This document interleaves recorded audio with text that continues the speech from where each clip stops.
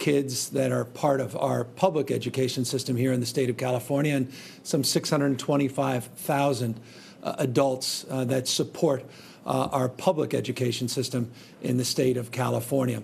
To Dr. Galley, who you'll hear from in a moment, a father of four, to so many members of our staff that are looking forward to our children getting back to school, getting quality education, and allowing us as parents to get back to work where we are able to, and to make sure that we're attending as we anticipate this time every year to so many other responsibilities as parents and caregivers.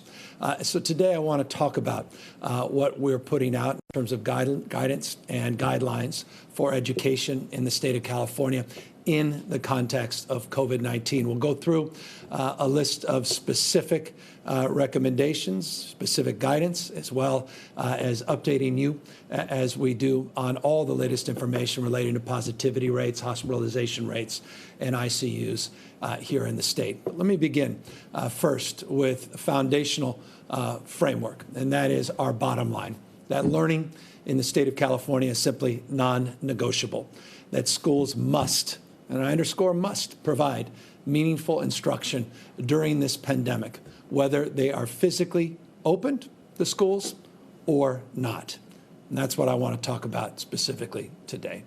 Our students, our teachers, staff, and certainly parents, we all prefer in-classroom instructions for all the obvious reasons, social and emotional foundationally, but only if it can be done safely. As a parent, I believe that. As someone that has a responsibility to help support the education of 6+ million kids in the state of California, I have the backs of our staff, our teachers, our school nurses, our counselors, our guidance staff, principals, bus drivers, janitors, all the folks that are responsible for the caretaking, the safety, and the health of our children. We have to have their backs as well, including, obviously, the preciousness that is our children and the kids in our education system. But safety is foundational, and safety will ultimately make the determination of how we go about educating our kids as we move into the fall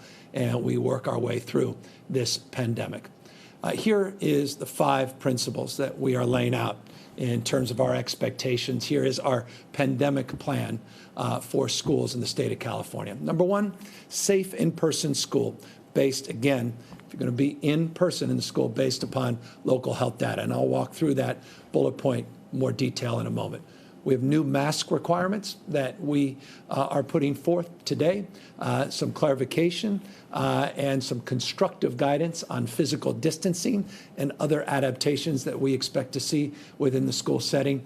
We're putting out specific guidance as it relates to testing and contact tracing in our school system, and what we mean by distance learning. And the word rigorous is foundational. If we're going to have distance learning, and we will, to make sure that it's real, that we address equity, we address the divide, and it's quality. It's rigorous distance learning.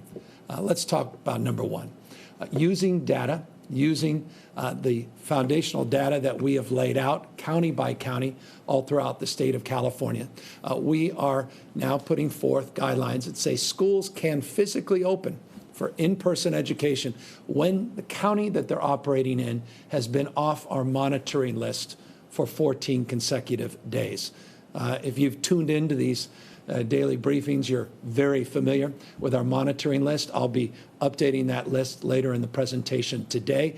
But we are now putting forth guidelines that say, based on the data, based upon the background spread, the community spread of the virus, that if you are not on that monitoring list, you can move forward as a county if you choose to physically open your campus, physically open your schools. However, schools that don't meet this requirement, they must begin the school year this fall through distance learning. Number 2, and I'm going to get to that in a moment. Number 2, we're putting forth a new mask requirement in the state. All school staff and students, all staff and students in third grade and above must wear masks. Students in the second grade or below, we strongly encourage wearing masks and face shields. I have a very young son, Dutch, and caregivers, when he first saw masks, he naturally recoiled. A lot of caregivers now have face shields, and he can see their expressions, their humanity, and that's why we put specifically guidance out as it relates to not just masks, but face shields as well. Our third frame of guidance that we're putting forth today is around physical distancing, and as I mentioned, other adaptations. So on the physical distancing side, we believe that it's incumbent upon staff to maintain at least a 6-foot distance between each other and a 6-foot distance between themselves and the students. We believe that school day should start with symptom checks, meaning temperature checks.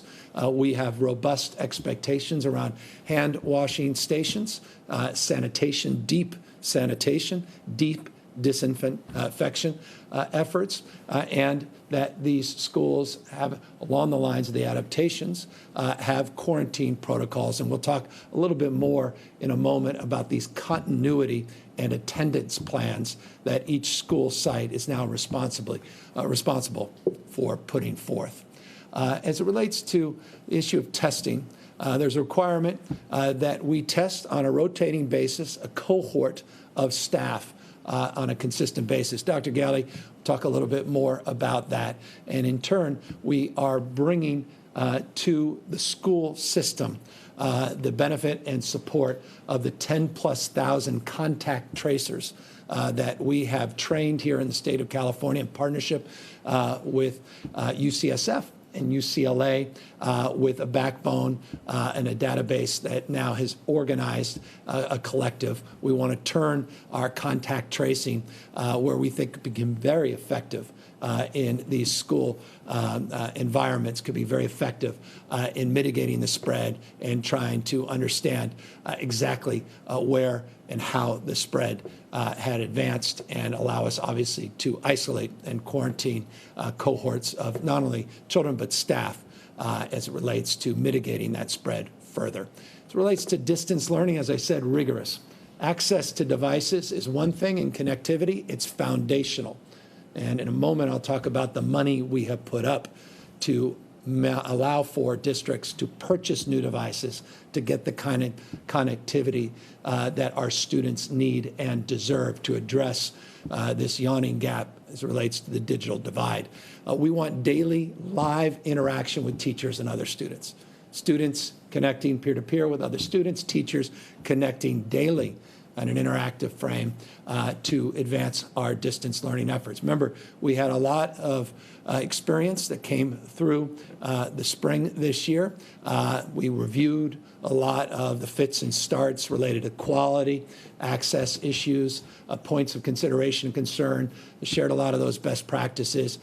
No one is going to deny that based upon the early orders to start to close schools at the local level, that some of it worked more effectively in certain parts of the state than others. Clearly, we have work to do to make sure that we are doing rigorous distance learning. But this is the predicate, the foundation. These are the expectations that we have, minimum expectations in terms of quality, engagement, connectivity, and access to the devices that are foundational in terms of providing for quality distance learning.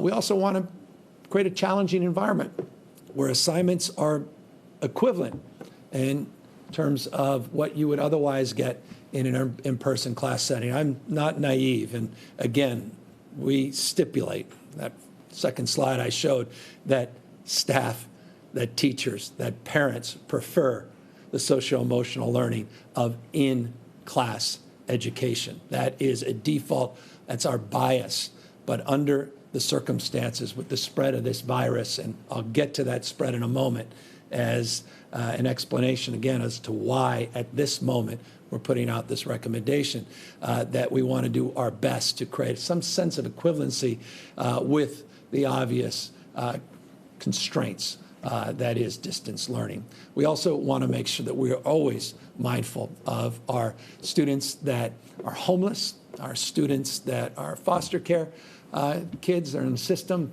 kids with English as second language, and those with learning disabilities, those that have special needs, and the like. Look, that foundation is laid, was laid rather, with the legislature and strong support we received from the legislature when we put forth a package on equity that was approved. That package includes $5.3 billion to deal with learning loss that was associated with some of the closures last year, and a very, very focused and intentional effort to meet the needs of those, again, that fall into those categories of special needs in our system. So $5.3 billion was put in additional funding to prioritize the issue of equity. So it's not just a throwaway line, it's not just a catchphrase, it's not just something we put out to promote a point of view, but we're substantively putting real resources and heft into advancing that point of view as well.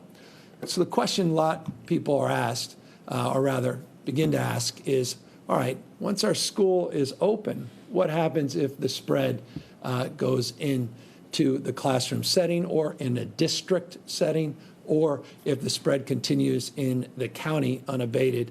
And so this slide puts forth some criteria that we are setting forth. Again, these are brackets.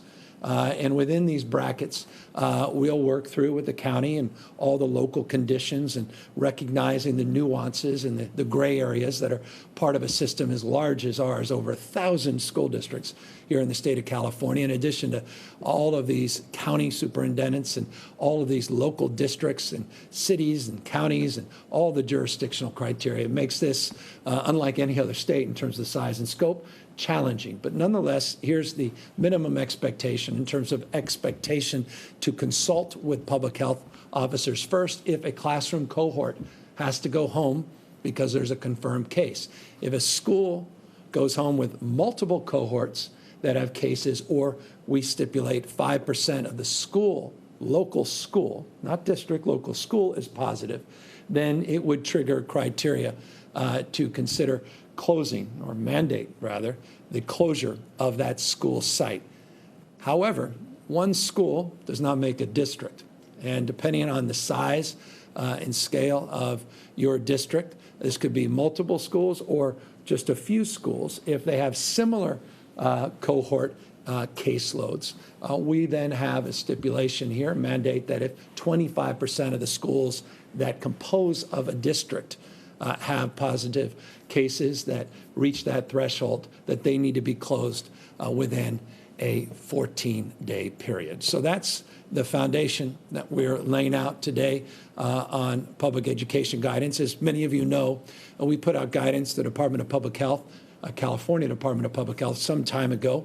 There's a lot of local guidance. You have CDE, which is the California Department of Education, that put out guidance as well. The purpose of today is to try to lean in from a health and data perspective in terms of our expectations, public and private schools in the state of California, expectations, mandates with the flexibility that recognizes each part of the state is unique. Each part of the state is distinctive. Some counties are on the monitoring list for a good reason.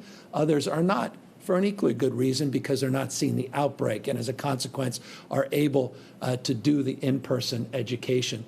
But even those that are currently on the monitoring list, we hope and expect as we mitigate the spread of this disease, they'll fall off that monitoring list, and we've created the parameters and guidelines over a 14-day stabilization period to then reopen those schools and allow that as an option to local education entities in partnership and counsel with public health officials to make that determination as to what is best for their children and those that support our children. Remember, public education, education broadly, is absolutely about our kids, but we cannot deny the fact that we have hundreds of thousands of adults that are responsible to taking care and educating our kids as well, and their health has to be considered as well. And I just offer that as a parent, but as someone who has reverence for our principals, for our teachers, for our janitors, for our bus drivers and others. And I am entrusted to be accountable and responsible to their health as well as the health of my children and your children and our children, our future. So that's the framework that we're putting out today on education.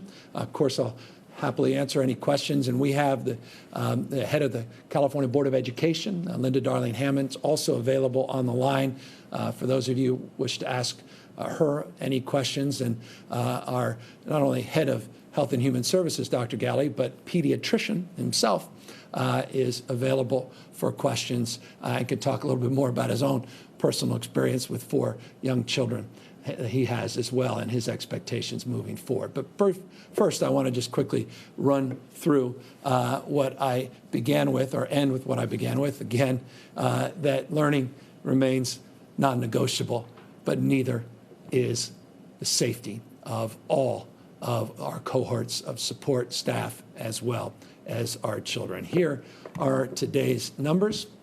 You become familiar with the 7-day average, which to me is even more important than the episodic rise and fall of a single day number of case counts as it relates to total number of cases that are positive. By the way, we tested 129,000 people on July 16th. You'll see the number, 9,986 individuals tested positive for COVID-19. That 7-day average at 8,838. You'll see the positivity rate has gone actually down modestly, 7.4%. The 7-day positivity rate actually is lower than the 14-day positivity rate. Our current California positivity rate over a 7-day period is 7.1%. The slide you see here represents a 14-day period at 7.4%. We're averaging now 124,000 tests on a daily basis.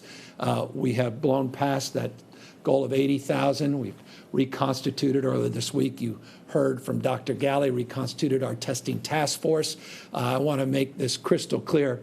Our goal is to increase testing in the state of California, but do so with a different intensity of focus, which Dr. Galley laid out on Tuesday. But I want to see those numbers, those average daily test numbers, continue to climb. They are continuing to climb. This is the largest 7-day average number of daily tests that we've ever put forth. And I'll just remind you, it wasn't that long ago, 100 or so days ago, we're averaging 2,000 tests a day, now over 124,000 tests a day. And we'll continue to fight to see those numbers increase despite all of the external challenges. We'll just have to be more resourceful. And we, as a state, are more than capable of figuring out how we can navigate some of those supply chain shortages and some of the other constraints that have been highlighted over the course of the last few weeks, and understandably so. So positivity rate, 7.4% over a 14-day period. That represents about a 7.3% increase over the 14-day period, as you can see from this slide. As it relates to hospitalizations, we continue to see hospitalization numbers increase in the state of California, about a 20% increase over, I'm looking now, that's more like 22% increase over the 14-day period. 6,808 individuals now are currently COVID-19 positive patients in our current healthcare system. Represents about 9.2% of the total number of hospital beds now have an identified COVID-19 positive patient. It was about 9% when I shared this slide with you on Monday. So it's increasing, but again, at a rate that the current system in the aggregate can absorb. And I'll, in a moment, talk again a little bit more about what we're seeing at the county level. But what we're seeing in the aggregate at a state level related to hospitalizations, not surprisingly, extends to the issue of ICUs, up about 15% over this 2-week period. Now 1,941 individuals that have been admitted into our ICUs, about 16.6% of the total number of patients in our total population, or rather our total asset base of ICUs and NICU beds of 11,711. So that's holding. There's about 16% when I presented these slides to you on Monday. Still north of 10,000 ventilators available, but again, this is in the aggregate, statewide, doesn't represent what's happening at the local level and what's happening at the ground level. That's the purpose of this slide, to talk about the counties on our monitoring list. Now 32 counties, likely 33.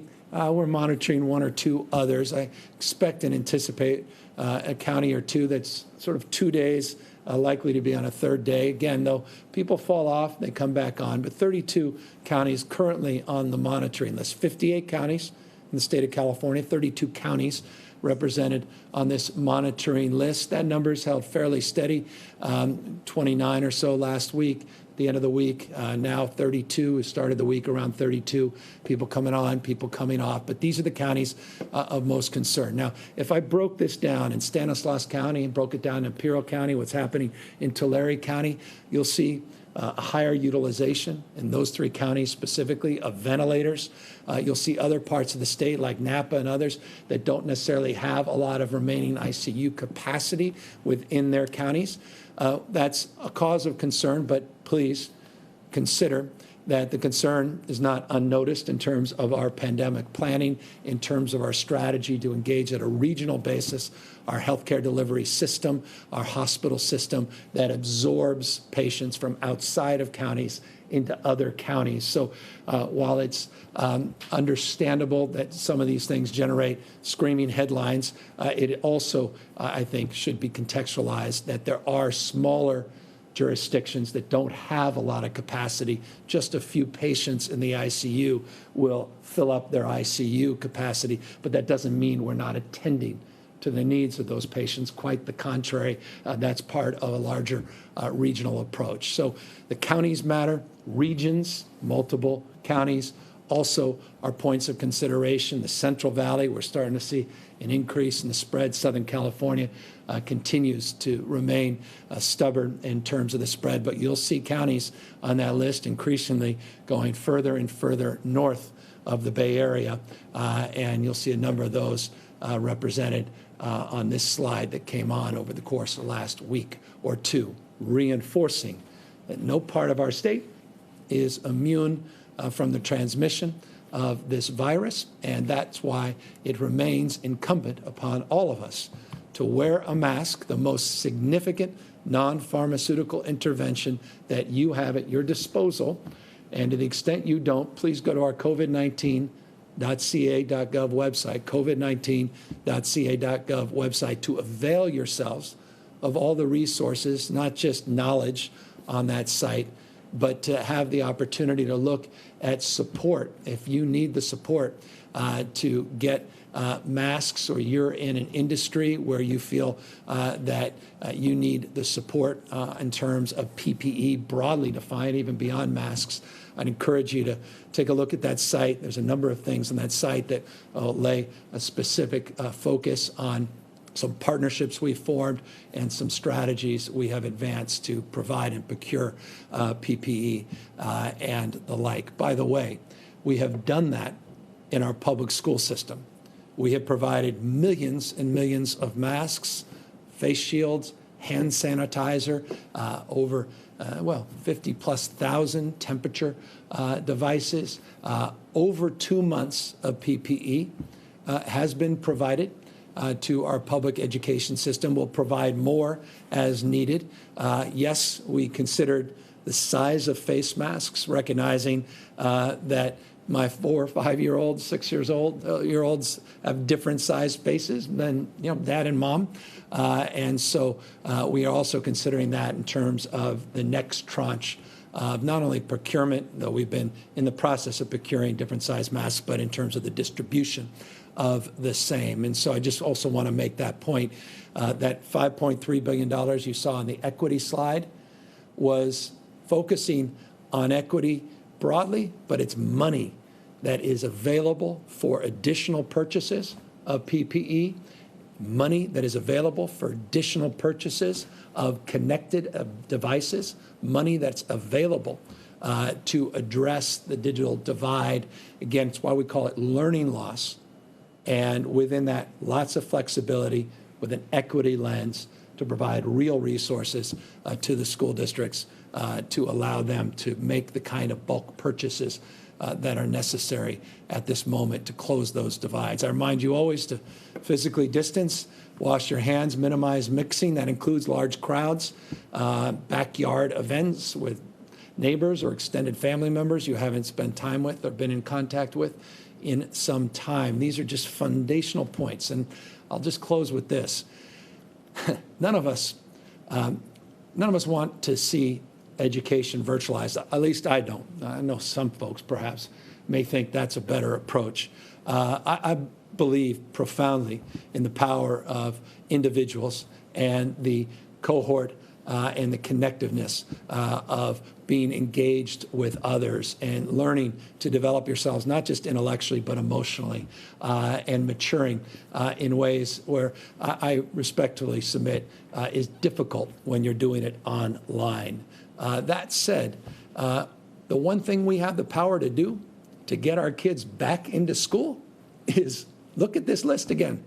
Wear a mask, physically distance, wash your hands, minimize the mixing. The more we do on this list, and we do it at scale, the quicker all those counties are going to come off that monitoring list. We're going to mitigate the spread of this virus, and those kids are back in school. So if that's your top priority, it's certainly mine, then it's incumbent upon us to practice not just what some of us preach, but to practice what we preach as individuals that desire to see our kids go back, to model the behavior that we know can mitigate the spread, model the behavior that can actually extinguish this virus. I saw one study, I don't even want to get into the details, but if every American wore a mask in just a number of weeks, we'll have dramatically bent the curve.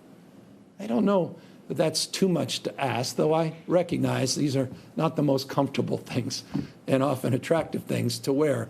But what's more unattractive, what's more uncomfortable is not taking care of the needs of our small business and our most precious resource, our children. And that's why this list and your individual acts can make a profound impact and move us in a much more expedited manner towards our ultimate goal of getting every one of our kids back in the classroom, getting every one of our small businesses up and running again, and getting us back to a semblance of normalcy that all of us desperately look forward to, long for, and will once again enjoy if, again, we attend to these basic and foundational and fundamental principles.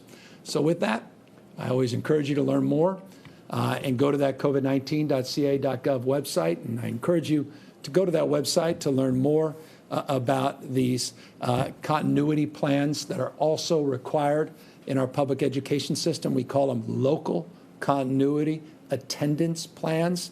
In the vernacular that's well known in the education system, we talk about LCAP plans. We are now adopting those in a COVID-19 environment to consider the spread and consider this disease and its spread in light of some of those local plans. Those have to go up on, made public and go up on site where you have, as a parent, as someone who cares about this issue, you have access to that information. A lot of that information, again, always being aggregated on our covid19.ca.gov website. So again, we have Dr. Galley, a dad, a pediatrician, who's available for any questions. We have Linda Darling Hammond, and if you don't know her as in her formal role, she's also one of our nation's leading educational experts. The reason she was appointed to this position, we're blessed to have her. She's also available to answer any questions. And then you have a governor with 4 kids is also available to answer any questions. Ricardo Cano, Cal Matters. Thank you, Governor. There seems to be some skepticism from parents and students over the quality of distance learning that they're going to receive just given the way things played out in the spring. The budget you signed includes new standards, but doesn't spell out requirements for live synchronous instruction that parents and academics feel is an important part of distance learning. My question is, how much live instruction do you feel schools should be offering students this fall, and what recourse will parents and students have if they're not receiving the quality instruction from their schools laid out under your budget? Well, we stipulated $5.3 billion in terms of statutory language and expectation that certain conditions will be met as it relates to rigorous online and distance learning. So we laid those out in very specific terms here today in terms of the slide that I put up. Let me put that slide now back up because it will will answer your question more specificity. You'll see our fifth bullet point, rigorous distance learning. This is about having a requirement to have access to devices and connectivity for all of our kids. You may be aware, and I'm really proud, my wife has been working overtime to try to get philanthropy engaged and to get support to get devices donated and to have Wi-Fi hotspots and connectivity beyond even Wi-Fi in our public schools. I thank Tony Thurman for his leadership in this space as well, Linda Darling Hammond. They all worked collaboratively together. I made an announcement a number of months ago how Google really led in this space. We found 100,000 hotspots that we did advanced in partnership with them, Microsoft, Amazon, others. Verizon came in providing $10 a month per household plans. A lot of people still can't afford that, but it's a cohort of support, an example of where philanthropy, even government is coming in, or business rather, is coming in. We have a lot more work to do there. We were able to get Chromebooks and laptops. We were able to get tens of thousands, over 70,000. We announced a few months back, tens of thousands more have come in. The CPUC, I had made an announcement on this a few months ago. It goes to your question. It's worth repeating today. The CPUC has been doing much more targeted mapping of areas where connectivity is not robust and it's not optimal. That's been a renewed effort over the last few months to prepare for our fall academic season. We have, in addition to that, put up tens of millions of dollars, $25 million from the CPUC that is providing supports to what we call LEAs, these local education authorities, to cut the costs of connectivity and devices in half, in addition to all the philanthropic efforts that are underway. But we put that $5.3 billion up, and we put statutory language in the budget as it relates to the need to do a lot more in the old traditional ways through bulk purchasing. And that's why that money is available. And that's why it's incumbent upon districts in the next couple of weeks that are opening up, some as early as August 17th, to purchase these devices to get that connectivity moving. Let me just give you a novel example of some of the connectivity. The city of Sacramento outfitted a lot of old school buses for connectivity and put out a playbook for other parts of the state to consider a possibility of mobile connectivity as well. It's just an example of some of the work that's being done, some of the innovation that deserves some recognition. It's not a solution at scale, but it gives you a sense of what's been going on and what we intend to advance. Daily live interaction. You're absolutely right. The spirit of your question. As a parent, I agree with the spirit of your question. I want to see that interaction with teachers. I want to see that interaction with students. And I also want to see it rigorous. I want to see it challenging. I don't want to see it passive. I don't want to see it disjointed. So we deal with equity. We deal with connectivity. We deal with quality. We deal with the importance of having lesson plans that are robust and are meaningful. And we move aggressively to extinguish this virus so we can get everybody back into the classroom as soon as we can. This is how we start in those monitoring counties. This is not how we intend to end. Quite the contrary. We hope in some cases some of these counties fall right off that monitoring list and we're back up and running in person with all these new criteria and safety expectations, health expectations in place. John Myers, LA Times. Hi, Governor. I'm hoping you can give me a little bit of information about your thinking on this question. When you talked to the press on Monday, a couple of reporters asked you about additional statewide efforts or statewide clarity, and you seemed to suggest at the time that there was enough out there already. But clearly things have changed in your thinking, so I'm just curious, what's changed between then and now, I should say? Did you see data from some of the local communities that gave you pause? Did you see maybe the suggestions of other school districts that have already moved to this? What changed? What was the moment that made you think you needed to do more from the state? That was about 10 days ago, so forgive me for leaving you with that impression on Monday. It certainly was not my intention, quite the contrary. We've been planning to make this announcement for some time. We've been working very collaboratively with all of our partners across the spectrum.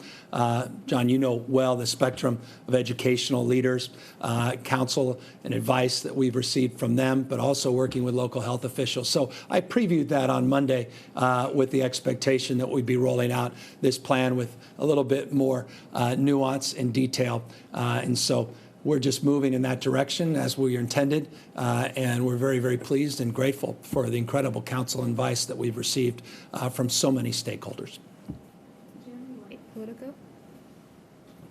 Governor, thanks for taking our questions today. I think a lot of parents around the state are wondering what this means. You and others have talked about how kids getting back to school is going to be critical for really getting the economy restarted. So do you have any plans to support parents who this news will mean kids staying at home indefinitely at this point? Yeah, I mean, it's across the spectrum, isn't it? I mean, when you have an average daily rate of case increases now over 8,838, that's our 7-day average, those case numbers are of concern. And that's why we moved forward with modifications to our stay-at-home order, added more of these counties to the monitoring list. We're concerned across the spectrum about the impact on local businesses, the economy in the state, and obviously our parents. And again, it's not an intellectual exercise for me. It's quite personal, as it is for so many people watching. I don't need to belabor that point, except to say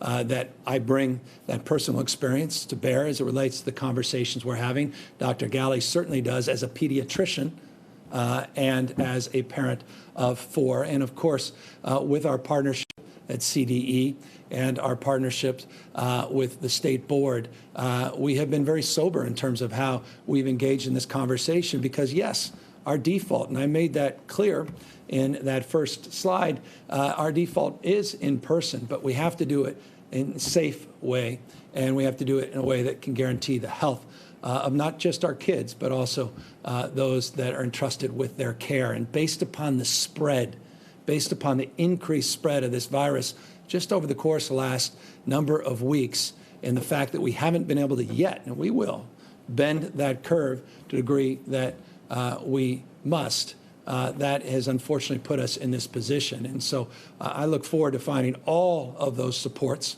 we possibly can across the spectrum to help support our small businesses, to help support our caregivers, and to help support our parents that, trust me, I know intimately, are dealing with an extraordinary moment in their lives, in their children's lives, and the pressure we put on our parents is very, very intense indeed.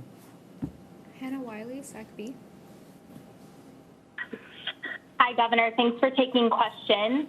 Had the state moved more slowly through the reopening phase back in the late spring and early summer, do you think more school districts would be in a position to offer in-person learning? I'm not able to hypothesize about coulda, woulda, shoulda. Here's the reality that's in front of us, the reality I presented you today in terms of the spread in these parts of the state. It's been, I think many people have recognized that we are still going through the first waves of this pandemic. We're not out of the first wave. We were able to substantially mitigate an increase in the spread of this virus. We extended that mitigation for a period of time where ICUs and hospitalizations held steady.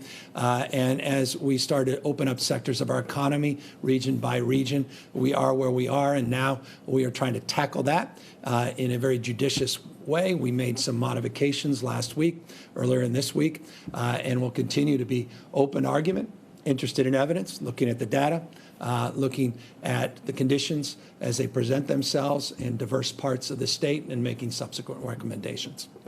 John Woolfolk from Mercury News. Hi, Governor. Can you just clarify this is a order or a recommendation, and can you clarify this is public as well as private schools or just public schools, and does it affect universities? Yeah, public, private, university guidelines we are working on. Basically done. I'm socializing between us with the new incoming president of the UC system that's now transferring over. I want to make sure I don't put anything out as he's about to come on board, but we've been working overtime for our CSUs and UCs, community colleges, very, very collaboratively, and so that guideline will be coming out very shortly. As it relates to your question about public, private, it includes public and private, and yes, as it relates to the stipulations that we put forth in our budget for public education, the criteria and the statutory language, the hold harmless agreements, and other relevant information that was put forth, adopted by the legislature and signed by me, it puts this in the form of a mandate in our public education system. Dustin Gardner, SF Chronicle. Thank you, Governor. With respect to the testing requirement, how is the state going to ensure there's enough capacity for hundreds of thousands of educators to get tested every other month? How do you pay for that, and how do you make sure there's the capacity? Well, as you may know, earlier this week on Tuesday, Dr. Galley put forth a new testing plan, new testing strategy, announced new co-directors of our testing task force that specifically answered the question of how we're prioritizing, what we're prioritizing, and today we reinforced that priority. He referenced during that presentation on Tuesday the expectation that health plans will start picking up the costs as they're required to do, but with different language we put forth than the federal guidelines to require those plans to reimburse and to provide for those tests. Employer responsibility. Employers include our responsibility as a state in our school system to pick up the costs of those tests. So that goes specifically into how we're going to pay for them. The testing we need to increase. I was very clear about that. Even though we had 129,000 people tested yesterday, we still have a responsibility to test many, many more. And the purpose of that presentation, the purpose of reinvigorating our testing task force was to do just that. And today we've set forth an expectation that our adults in our education system will be tested on a cohort basis, on a rotating basis.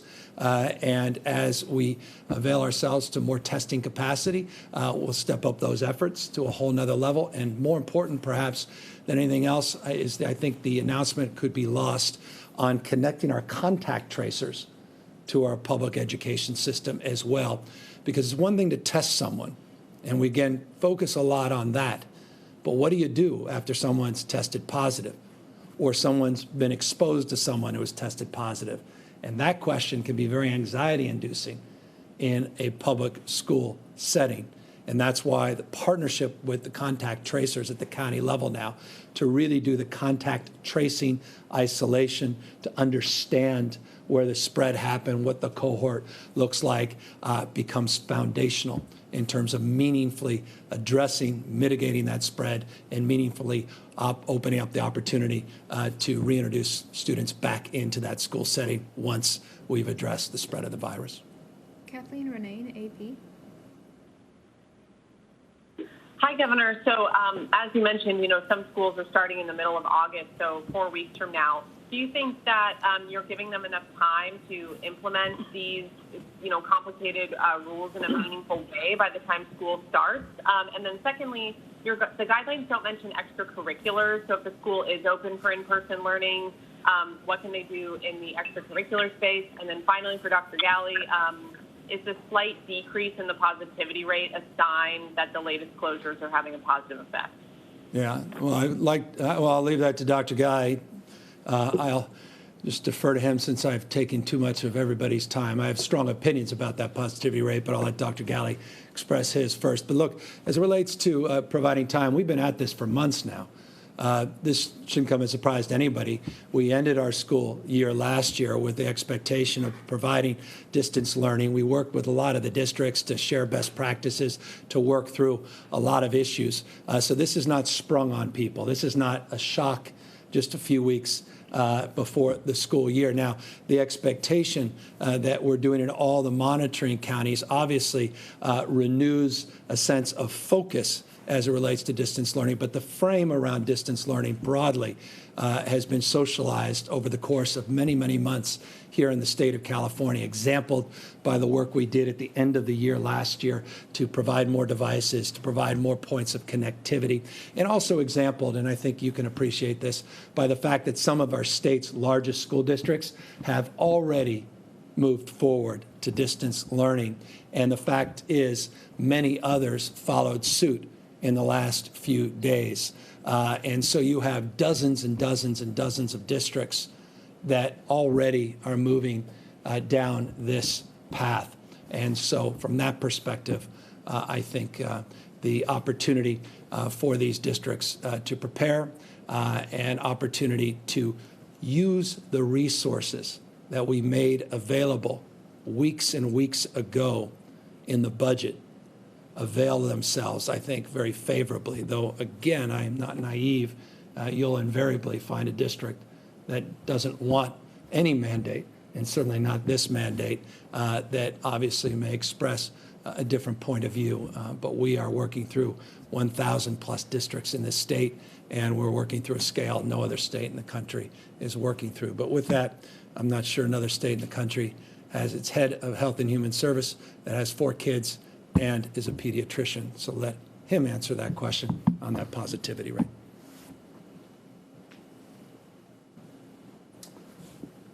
Thank you, Governor. Kathleen, thanks for the question on test positivity. Of course, it's encouraging to see it begin to stabilize, but we will see. I think we're doing a lot more testing. We know that we're seeing more transmission as evidenced by the increased number of cases over a 7-day average.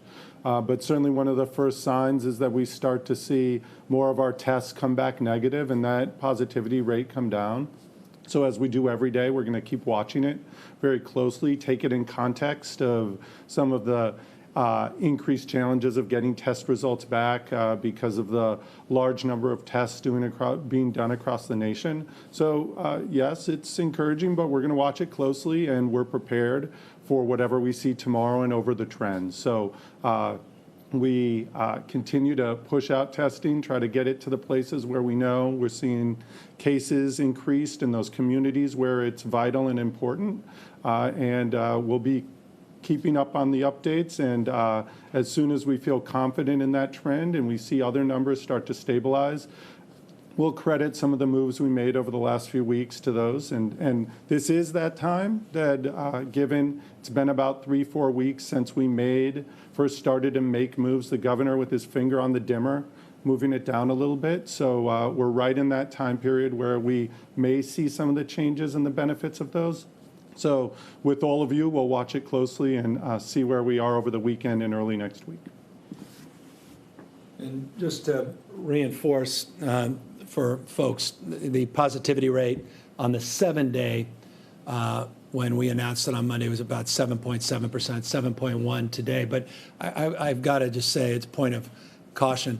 Those positivity numbers can fluctuate significantly in these 7-day averages. And so we may be at a completely different place on Monday. And so, again, some of these data points, even these short-term trends, I want to caution folks. But nonetheless, I want to thank everybody for their indulgence and their personal responsibility over the course of the last few weeks in allowing us to move forward at this next level to mitigate the spread of this virus.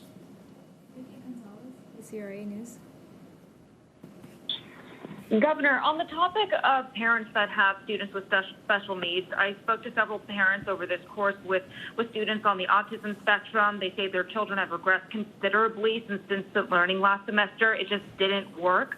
With less than 2 weeks for some of these districts, I understand there's additional funding, but realistically, how quickly is that going to be divvied up, and what additional services will be offered in terms of interaction for students with special needs? Yeah, no one, and I mean no one better positioned than the champion of special education reform, Linda Darling Hammond, who's on the line. Linda can answer that question more effectively than perhaps anyone. And so let me ask Linda to answer that question, and I'll fill in wherever she leaves off. Linda?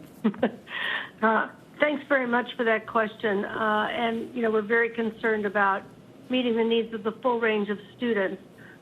All of the districts, have been aware that they need to have capacity for distance learning and begin to adapt what they're doing for students with special needs. We will have standards and guidance, further standards and guidance coming out over the coming week. But in the meanwhile, a lot of the districts and county offices have been developing resources, many of them targeted for students with special education needs, curriculum, and plans for how teachers will be able to do one-on-one as well as small group instruction, whether it's in person or online. There's been a lot of training happening this summer, and many teachers are learning how to, both getting the time put in their schedule and learning how to use the breakout room in Zoom so that a small group can meet with them, including students who need one-on-one attention. The paraprofessionals sometimes can be one-on-one in that Zoom breakout room and in other contexts to work directly with students in the ways that they need to receive services. So I think we're going to see a lot more capacity this school year than we were able to have in all districts last school year to really respond to both classrooms as a whole and the needs of particular students. And of course, as the governor said, we want to get people back to school in person. And the guidelines not only say who can't open school, but who can. That's going to actually be encouraging, and how counties and districts and schools can get sort of off the distance learning list, if you will, and back in school in person. And so as districts have been providing their Plan A and Plan B for classrooms of kids and individual kids, there's been a lot of attention that they've been able to provide with new resources from the Collaborative for Educational Excellence and from the CDE to help them do that. Appreciate it. And Linda, and let me, if I may, interject and ask you a question as well, just in relationship to the work that CDE has done, all of your cohorts and partners, and the superintendent of public education, the webinars, et cetera, just on the distance learning question. I thought Kathleen's question was a right question about the fact that some schools are opening as early as August 17th. Not all of them had announced that they were moving towards distance learning. Now they are compelled in these monitoring counties to talk a little bit about the last few months. Maybe you can fill in with a little bit more specificity the work that has been done, that we haven't just been sitting on our hands as it relates to preparing for some expectation that we may see distance learning this fall. Can you fill in just perhaps a little more nuance into that? Sure.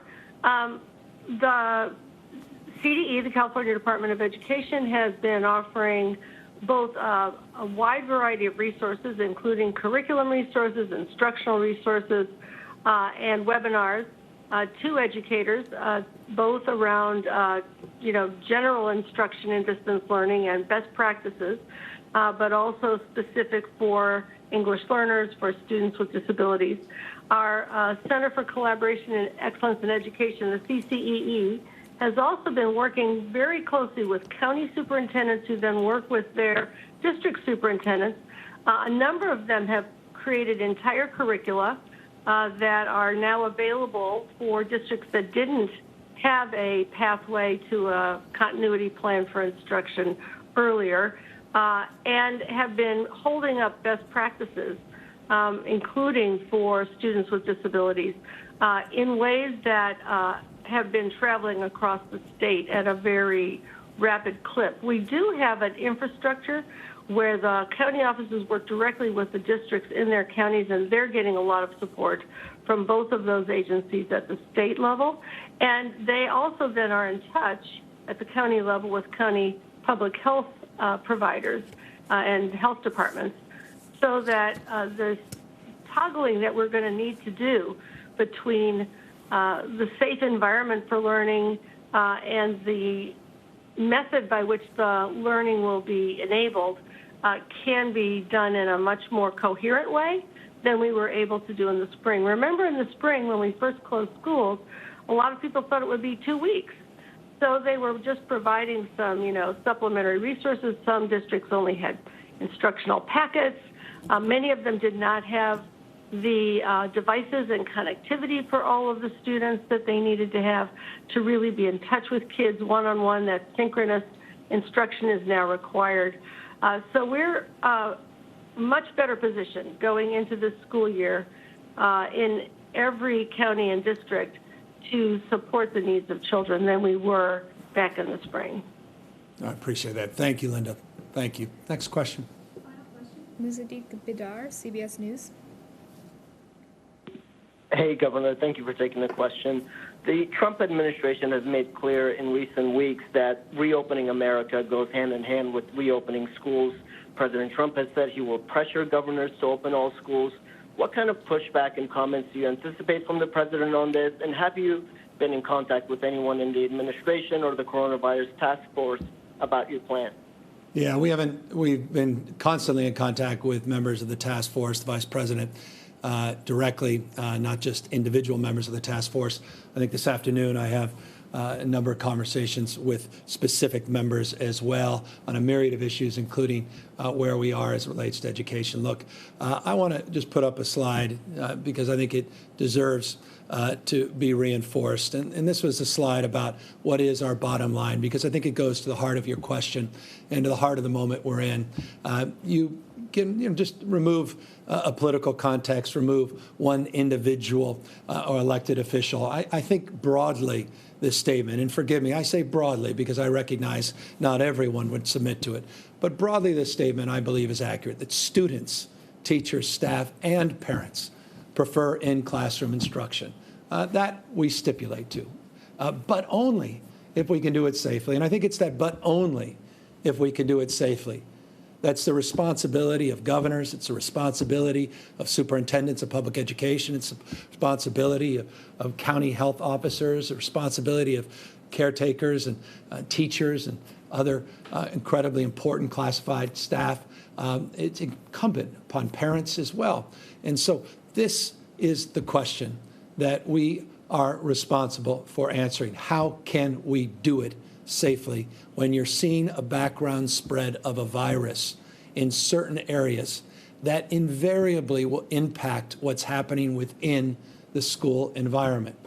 And I deeply recognize, I follow the science. I pay attention to the data as it relates, again, as a parent first, but as a governor, to the data about the spread of this virus based upon age. None of us are naive about a lot of the studies that are out there. And by age, I mean not just young people, but by ages underneath them, meaning 10 and younger, and our elementary school kids and the like. But we're not just talking about our children. We are also talking about those we entrust our children with when we drop them off at school as well, and their health and their safety. So it's an ecosystem, our public education system, our education system broadly, and we are responsible to address the needs of that ecosystem. And part of that ecosystem, in closing, does extend, and I recognize the president's insistence from an economic paradigm. I get that. It also impacts the larger economic question, because we all recognize as parents the need not only to get our kids back to school where they're healthy and safe, but also for us to get back to work as well. So all of these things are being weighed. They weigh heavily on all of us as parents, as members of community that have roles of responsibility. And so I appreciate this dialectic. I guess it's a way of saying this. I'm not looking to score cheap political points with people that have different points of view. I respect and appreciate this dialectic, this conversation that we're having, and we'll continue to have it with kind of, I think, clarity of purpose and conviction to keep our kids and keep our economy moving, keep everybody safe and healthy in the right balance. And so, again, I thank all of you for the opportunity to balance perhaps some of your day with this update and your time. I want to thank questions for the questions that we received. I want to thank Linda Darling-Hammond for her just extraordinary work over the course of many, many months, not just weeks, as we organized around the announcement we're making today. Dr. Galley for all of his work, working overtime to help advance this cause, to all our education advisors, and to the superintendent of public education, Tony Thurman, for his willingness to never sacrifice for expediency, but to really focus on the medium, long-term safety of our children and our staff.